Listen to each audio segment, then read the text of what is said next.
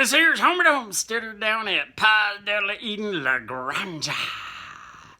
Doing a little work out here in the laundry room. You can see the washer and dryer back there. The dryer's being the closest one, the washer back in there. Got a few tools on it. It's kind of out in this garage thing. You can see it's a metal shed. It's 95 today here in San Saba, so it's nice and warm. But anyway, it's out here in the shed, the laundry room. The floor, as you can see, is dirt in this part. Well, I can see it's dirt. I never know how good these things turn out on the camera. But it's dirt, so instead of laying a slab in here for now, not certain how long it's going to stay here, whatever, went and got me some pallets at the nursery, and from a couple other people, had pallets laying around. They're free building materials if you ever need them.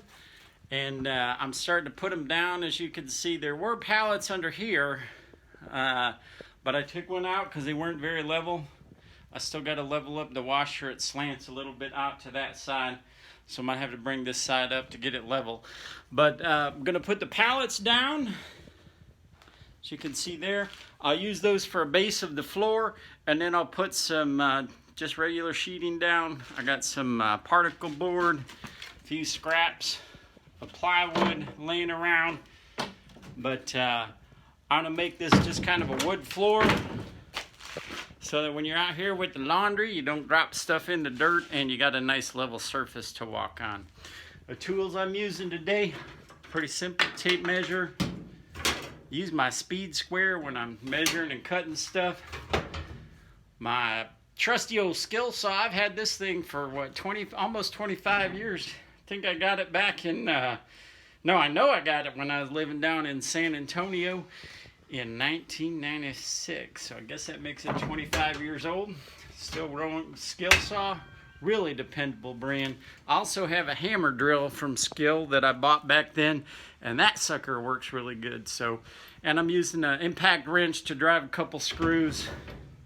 Going around finding scraps of wood. When you trying to do this all on the cheap here, reutilizing stuff, but like I went and found that piece of scrap wood because where I needed the washer to sit on the pallet was an empty hole. Also had another piece of scrap. You may not be able to see it over there, so we'll just go get my other handy tool I use in situations like this, is a flashlight. But that makes it too bright, doesn't it? Pardon the handy camera work there. But